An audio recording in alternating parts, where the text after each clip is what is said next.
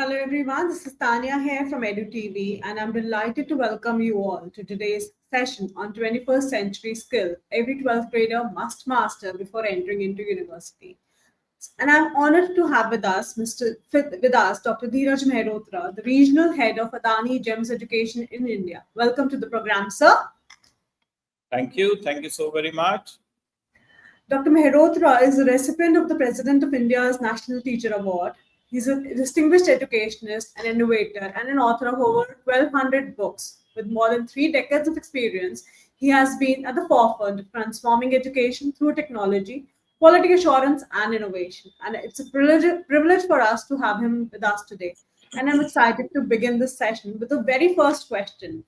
Dr. Mehrotra, with your vast experience in the field of education, what do you think are the top three 21st century skills that every class 12 students must master before he or she enters into the world of universities? Well, first of all, as a 21st century student, the child has to have a pace for learning. He has to be on his toes, on the time, to be a learner. And in addition to that, that very hunger for learning should continue every moment. The priority is the first very important thing is the resilience and the grit which the person should have, because post school, when the child goes to the college, he is no more a child, of course, a mature person.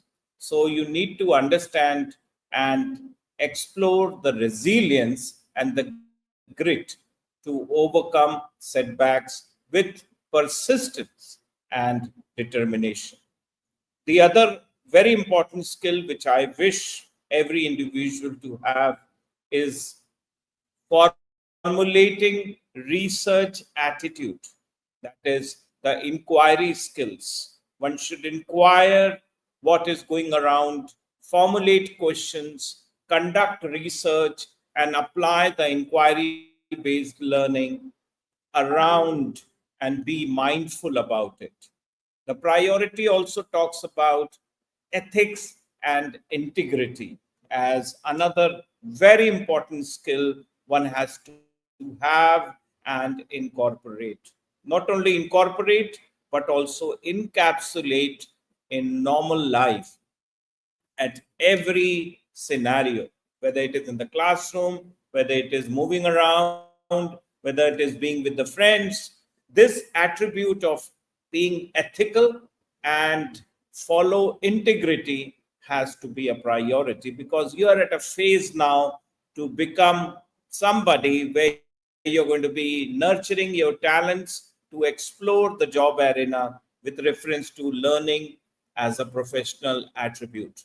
And for that reason, I believe every child has to monitor with reference to these two activated skills. And also, very important is the financial literacy. The child who is now maturing and going from the school to the college level will have to understand budgeting. It's no more daddy and mommy approach. It's no more pocket money, because when you're going out to college, you're probably going to a different city, you're going to a different country probably, and you're going to a different state of mind. So you need to learn to manage finances, you need to understand budgeting, you need to have a saving attribute as well out of all pocket money or whatever the estimate budget your parents are giving you, and you need to be responsible towards resource management. So this I mean, apart from, of course, ready to learn and being more creative and innovative, these are the life skills which probably every child has to learn and explore. Right. So, you've mentioned a lot of things like resilience. You mentioned about inquiry skills that the kids must have. You mentioned about the ethics, how to manage budgeting and savings and everything. Now, talking about a few other skills which we've heard from a lot of people otherwise, that is communication, critical thinking, and adaptability. So, how often do you think, and in your view, which one of these skills is most urgently needed by students of today, and why? See, of course, communication is such a skill. You cannot but communicate. It is something where you need to mature from every day attribute. You will be given a scenario to communicate with different stakeholders of your life, in particular, whether it is a college professor or at the free counter, or probably going to buy stuff where you're going to make decision. You'll also be doing and making decisions on expressing ideas clearly through speaking, even writing, and even at digital platforms. So you need to understand that how communication is open through collaboration. You need to also know how to work effectively in teams, because majorly you will be with partners, you'll be staying with them.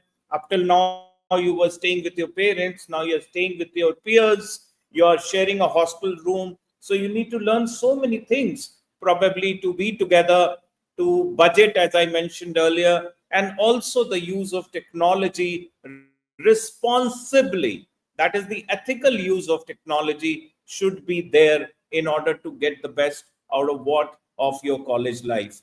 Also, adaptability and flexibility, because you will be at wider spectrum of thought analysis. You don't know what the other person is all about. You don't know. You need to adjust and be flexible with the nature of the colleagues you're staying with, the peers you're staying with. Maybe you're sharing the same room, so you need to be very, very cooperative. You can't be a critic of others. First go, probably you're going to spend 3 hours, 3 years, 4 years till you complete your degree. So remember, these roommates actually are your external family members. And for that reason, of course, I believe that the child has to be taught by the parents, by the counselors, and of course by the universities and the colleges about the first day. When they go there, they need to be told many things about it. And these children need to be exercising those requisites as a priority. Also, as you rightly said about collaboration, well, collaboration, of course, it is something what the parents teach all the time. You collaborate, you work together, work as a team is what they are taught in schools. Also, at the same time, whatever the ethical values, whatever the religious attributes they have been told at home comes into practice now, because there may be, you're sharing with somebody the room with somebody who is of a different religion. So you need to respect that religion. At times in an international environment, when you're sharing, probably you might have not only inter-religion but also inter-country. So maybe a child you're sharing with, the peer, probably he's from Berlin, he is from Germany, for example, and you're sharing it from some other country. So you need to learn to respect each other's attitude, each other's religion, each other's culture, and come together as a winner, because your motto is to learn for better and prepare yourself to the best for the work life you're aiming for.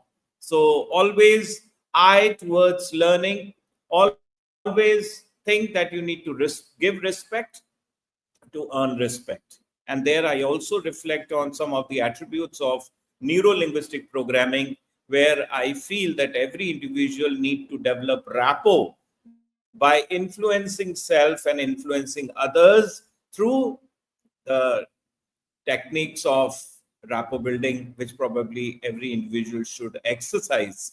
And you have to, and that is only possible when you respect others' opinion also, because if you respect others' opinion, you are also heard the very way, and there is a jovial connect between both of you or among the members you are with.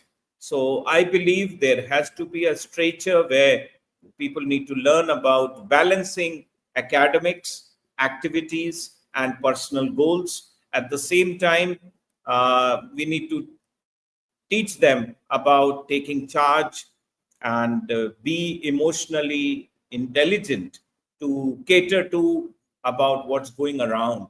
That is being mindful, right? and respecting others which need to be governed as well, right? You are no more an individual boss on your own. Remember, many things will depend on others about you. So we need to learn to respect others. We need to treat through empathy. And of course, as I talked about earlier, the ethics and integrity both need to be demonstrated through being honest and being responsible, both at the level of academics and the life as it is. Right, sir. Dr. Mehrotra, talking about today's students who are surrounded by distractions, especially the digital distractions, what strategies would you recommend for them to stay focused and productive? Well, I feel every individual is distracted because of digital havoc, I would say, because in life, of course, we need to be flowing with being a street smart individual. Every child, every individual will tend to reflect on what others are doing. So they are not going to be in isolation, but they need to understand how much of digital usage is good enough. So you need to respect the digital minimalism. You need to act like a digital minimalist, you know, to understand how much is good enough for you to be online, how much is good enough to be using the digital platform, and make sure that there is a timeline to it. And obviously, there is a lot of distraction otherwise, not only with the digital aspect, but also they learn about many other habits. I won't say bad habits, but for sure habits which every individual come across. They get to know about eating habits, they get to know about drinking habits, they get to know about other initiation. So you need to control yourself. If you feel like you are going to taste some particular thing which is probably not good for you, so you need to release yourself being away from it. But at times, because of the peer pressure, you need to get into it, and you don't come across saying no as a word. So be limited to it, and make sure that you inform your parents, you connect with them on every day at least, because this is how they feel good about. Because many of the parents will be expecting a lot from you, because this is the first time you're leaving your house. So at least make sure that you talk to them at least for 5 minutes, 10 minutes every day, beyond your busy hours, so that they are connected, they are intimated about how you are, how good you are doing. And also take care of your food habits, because the food at the canteen, the food at the PG, the food at the hostel might not be the very food you have been consuming for over years at home. So you need to be very, very particular on your diets. And of course, make sure that you are limited to something like don't invite trouble for yourself. And of course, don't get carried away by the other infancies of life. So that is what I would say. Right, you're mature enough. Children these days get matured so early because of the technology. So you are no longer, I would say, youth. You all are young adults, in fact, mastering and nurturing into the portals of higher education.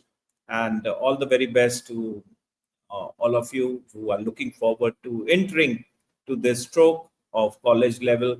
But remember, you're preparing for a work life. You're not preparing only for your life, you're preparing for your work life. So you need to mount on so many ifs and nots, and you have to also learn to say no for anything which comes to you as a bitter experience. Thank you. Thank you so much, Dr. Mehrotra. I mean, you've already answered one of the parts of my next question, that was on globalization and cross cultural learning. So I'll quickly jump to the next question now. Sir, we often talk about innovation in education. According to you, how can the class 12 students cultivate an innovative mindset before entering universities on their own? Well, see, as a matter of fact, with the advent of artificial intelligence, I feel that learning is not at all dependent in the classroom or onto the professors. So if you're preparing for your work life, you need to prepare yourself to the better using the power of technology and try to be aware of what things are going around. And I know every college these days actually reflect on the practice of internship and giving live projects. So you will be given the projects as well, and you need to work on those. And of course, the scenario is not that easy, which as it appears. So I believe you need to make learning as a priority, and the more you learn, the more you earn in terms of honor, recognition, and pride. That is what I always share. So please make sure that it is not just the dependence on the classroom learning. You have to work for yourself, and if you want to get a good job, if you want to get a good career, remember, this is the opportunity for you. So don't play with that opportunity. Explore that opportunity, because it has come out of great commitment from the side of your parents. You don't know how much prayers have been answered of all your parents for you to get to that situation, get that position. So explore that opportunity and convert it into 100x, so that you get forward to the job arena and to all your dreams coming true. So make sure that commitment is a priority. Creativity in learning is a priority. Critical thinking, as you mentioned, is again a priority of analyzing issues, evaluating the evidences, and of course, the purpose solutions, proposing solutions to what you come across every day. Because the school education and the college education differ a lot. There's nobody to tell you don't talk. There is nobody to tell you study. Remember, you have to do everything. You have to manage your life. There is no parenting support also from home, because you're away from home. It is only at 9 p.m., 10 p.m. your mother will call you and ask, you had the tiffin, you have had the food, hope everything is fine. That's all. They are not going to tell you any more pado bat ke stuff. So you need to be mature enough. You have to take your own decisions. You have to explore your leadership skills, and it is something like futuristic workforce training for you. So I propose that these are some of the streamlined expertise which you need to gather. And of course, leadership is not born, not just taken from the books. It is only through experiential learning and the practice which you people will be having before you go to the job arena 4 years, 5 years from now. Thank you so much for your input, sir. I mean, I think we covered almost all the aspects. Let it be resilience, inquiry skills. You spoke about ethics. We've spoken about how to manage savings and expenses. Digital minimalist again is a very important thing that you've focused on. So my last two questions are going to be more of a rapid fire questions for you, where I would request you to please answer them in maximum of one sentence, please. Dr. Mehrotra, if you could go back to your own school days, what's one skill you wish you had mastered before entering colleges? Well, if I recall my school days, I was told to increase my vocabulary, because if you work on your vocabulary, you have something to speak, something to communicate. And that is what I would also share with others, to improve your vocabulary with new words and new phrases, because you can't just be into the same arena as always. Right. Okay. Now, if you had to give just one life hack to class 12 students preparing for universities, what is that going to be? Well, I would say that go as per your plans, as per your vision in life, as per what you're expecting. Don't just categorize your willingness for one good college. Seek for the opportunity. All the colleges are good enough, because they're taking money and they have the best of the resources. So don't get disheartened if you're not getting the colleges you had planned for. Whatever is the college, every temple has a presence of God. That is what I'm going to say, right? And every organization is a temple in itself. Every college is a temple of learning. And believe in yourself, believe in your professors, and they are going to do the best for you, right? So don't get disheartened if you're aiming for XYZ college and you're not getting it. Whatever you're getting, take it and take it with pride and believe in yourself. You will do wonders. Thank you. Thank you so much, Dr. Mehrotra, for sharing your valuable insights and experiences with us. I'm sure your perspective on preparing students with the right skills for the 21st century have been truly inspiring and thought provoking. It's going to be beneficial for all our viewers, let it be students, parents, or the other educationists. Thank you. Thank you so much, sir. This is Tanya signing out from EduTV Studio now. Thank you. Thank you. Take care.